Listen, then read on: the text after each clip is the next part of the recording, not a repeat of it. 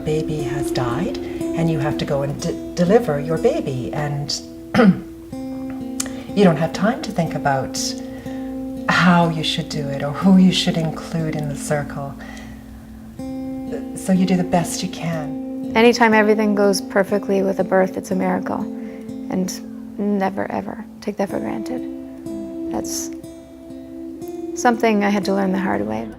The kids were a great help to us in our grieving time, because they do just make you smile all the time. They were always very positive, so that was a great influence on my husband and I, to have that sort of acceptance, instead of always looking back and saying, why? A lot of people have told us, you know what, forget it. You've lost 2 girls, move on. Or now you're blessed. Yes, we are absolutely blessed with 2 girls, but we'll never forget the other 2 that we've lost. You know, their names slip out of our mouth sometimes when we're calling Jaya or Arya. It happened, and people are like, you know what, it's done with. It's been, 2-3 years now, move on. And I don't think anyone understands you'll never move on. They're part of your life. We recognize them every year. We know how old they would be, today. And to us, that means a lot. It doesn't mean anything to anyone else, but it's not their kids, it's ours.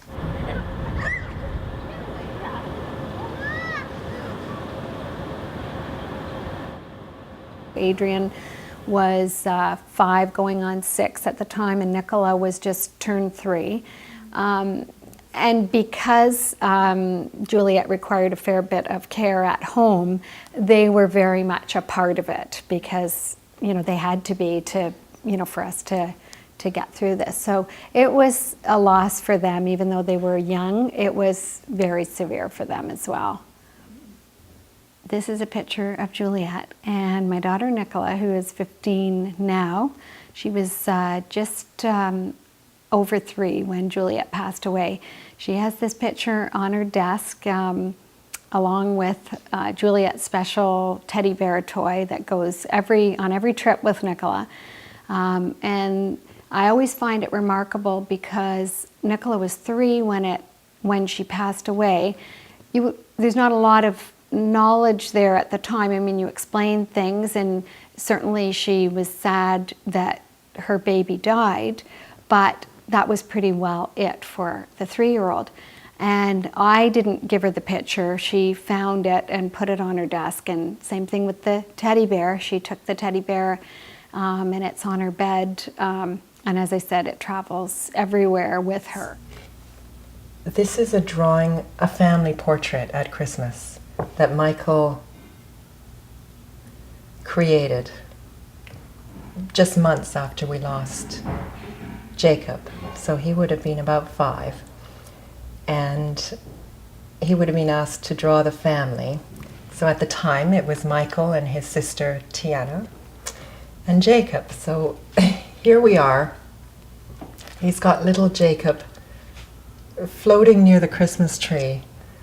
He's just a little head and 2 little sticks for legs and a little stick for arms. But I just thought it was so touching that he drew him in there. Our son, just last week, he occasionally likes to go through, we have a little memory box of Victoria's things, a little toy, and the clothing she wore in the hospital, and the blanket. And Jack had asked if he could sleep with the blanket, and it's pink.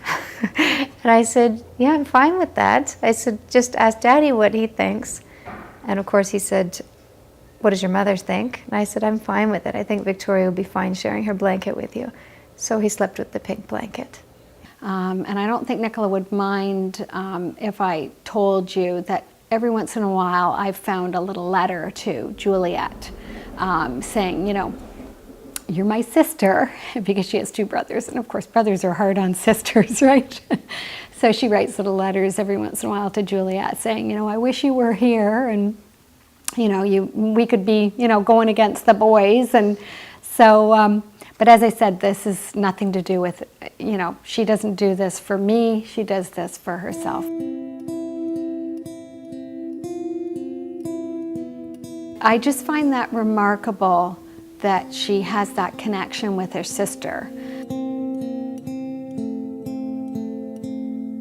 Michael Michael and Tiana have both said that they remember the day we came back from the hospital and they were sitting in the back garden. We'd called in Aunt Jackie to take care of things, and we were sitting in the garden, and we came in and we all sat around the sandbox and we told them about the birth, about the night we'd gone through, about how we were feeling, because we decided not to invite them to the hospital. For better or worse, they've actually since then said that they wished we had asked them. I think now I realize that they would have processed it in their own way. I don't think I did them justice in understanding how much they took from that grief experience. And Arya, it's so funny, the firstborn, she does, our third one, she does everything in twos. So she wants 2 ice cream cones in both hands. She needs everything in twos. So we're just looking at her like, wow, like maybe it's them, because she only does everything in twos. Like she wears 2 ponytails. She does 2 forks when she's eating, 2 spoons. So we find that very unique, and it could be just her, but to us it's like maybe that's just a sign that she has some sort of connection with her sisters. He really he gave me a purpose to live. I felt like I couldn't go on, and he was my life at that point. He kept me going, and I can't imagine doing it without him. Her brother says some funny stories. We went to visit her at the cemetery, and it was raining out, and he slipped in the mud, and he was soaked and, fully full of mud. And he said, "Oh, I bet you Victoria will be laughing right now seeing me." I said, "Yeah, I bet you she'd be laughing at you."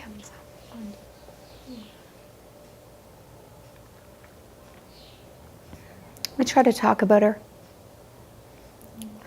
Make it normal, because I think some people don't want to talk about it, but we make it as normal as it can be, because for us it's normal.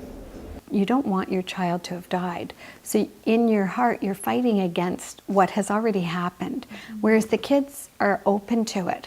They accept, and they don't forget. They incorporate it into their future life, right? Or into their life, as opposed to sort of, why did this happen? I hate this, And I mean, that's part of, let's face it, nobody likes when their child passes away. You can't help but feel that anger and that stern grief. But when I would watch the kids, and when I'd watch them throwing the ball in front of the headstone at the cemetery, and they're watering the flowers, and they're talking to her, and they're always in light little children voices. Everything's so positive, and there is a lot to learn from that, and I do try and be positive about her little life, and it was a remarkable little life, and that's not the end of it. That's not the end of it. Well, as an adult, you can say, okay, well, this is my lot in life, and I can deal with this. I don't like it. But to see your children suffer is worse, because you just don't want them to have to endure that at a young age, and all the things that we were going through, the really sad days, and the current or the frequent visits to the cemetery.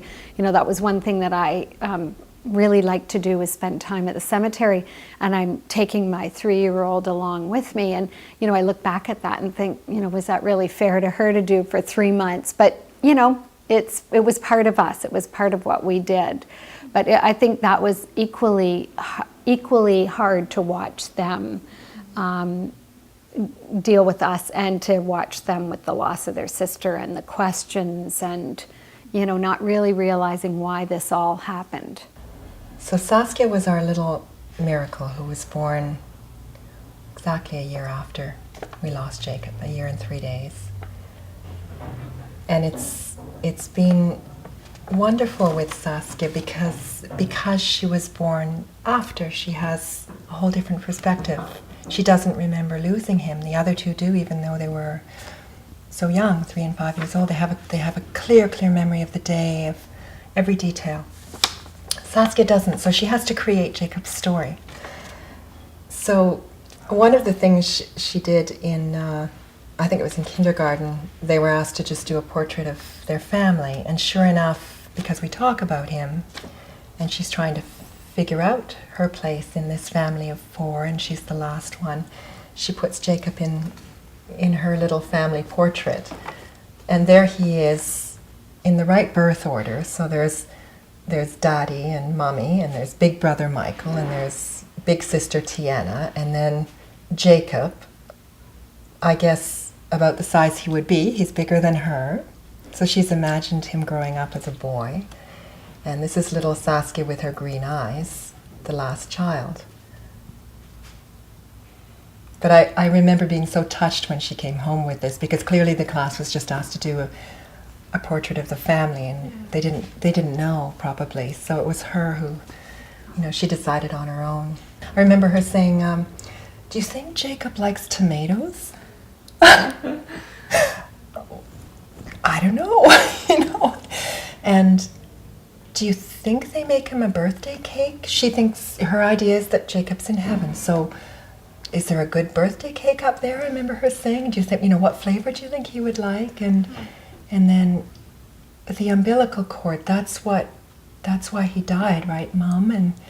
And she would say, what color was that umbilical cord? She would. So you could see in her little mind the little sister trying to create this picture of the story for herself. On the upside with children, they have an amazing ability to accept really what's given to them. And, when you tell them that she's not in any pain and she's happy and she's in heaven, and we have a very strong faith that we've instilled in our kids. And so, I have to say that's the one thing about kids. It's like Juliet's in heaven. So they were always very positive. So that was a great influence on my husband and I to have that sort of acceptance. We had a child after Juliet passed away. He imagines all and makes up little stories about her because he wants to be a part of her. So he kind of sometimes gets a little upset when he realizes that he wasn't around for her. But we let him tell the little stories, and if that's what makes him feel like he relates to her a little bit better. But he's always had open rein on looking through the trunk and so on, and yeah. She's clearly imagined him as a boy. Mm-hmm. And I almost always talk about him as my baby, because to me that's the lasting image. But she has her own way of creating the story, which I think is wonderful. It feels like a complete family when we talk about him. We celebrate his birthday by going back to the place in the beach, in this park near the lake, where we held his memorial service and we released white balloons. We do that on his birthday. We gather, my husband and I and our children, and we send little poems up to him and we talk to him.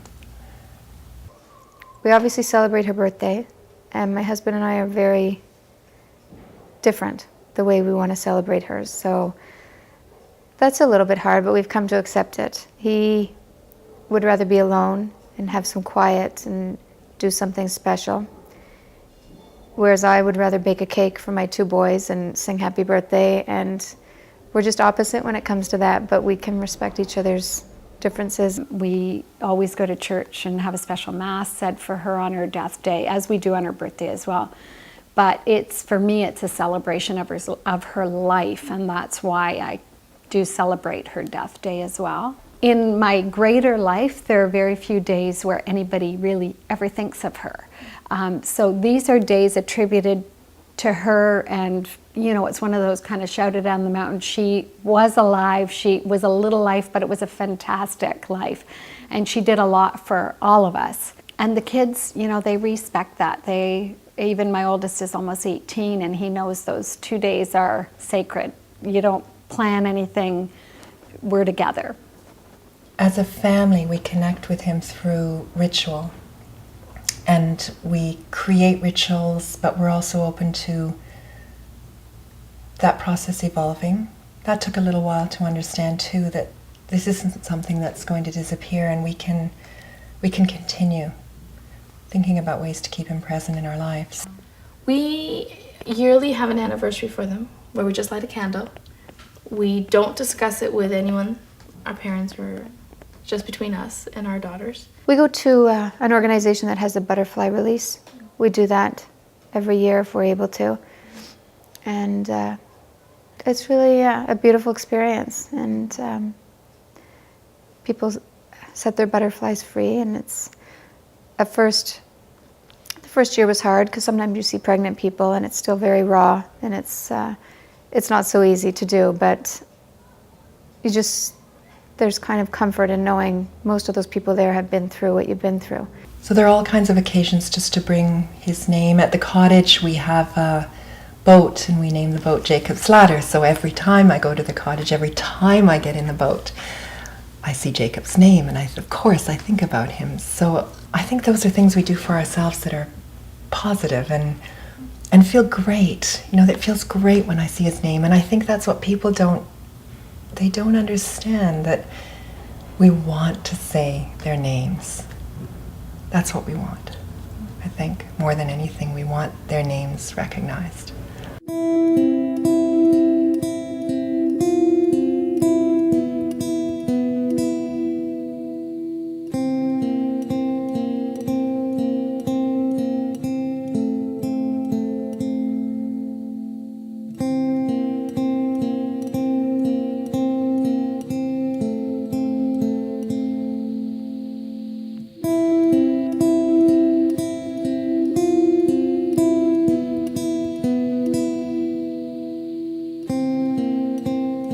Born still, but still born, scooped up from the deep sea of love that surges from a mother's belly, your silent, slippery entry into this world, the gentle contractions that eased you out of the darkness of your comfort womb into the darkness of your parents' grief. These precious moments embedded in my mind like the smooth touch of a perfect stone buried in the wet sand. I dig gently with my fingers to uncover the tender and peaceful memory of your beautiful birth. Your image floats in my mind like the monarch butterfly who carries the ancient knowledge of a journey home in the path of his ancestors. You know me, and I understand the message you are leaving me. Let the violent gusts topple me over in my sorrow. Let me drop out of the sky. So long as I remember you, so long as you remind me, I will find my way again.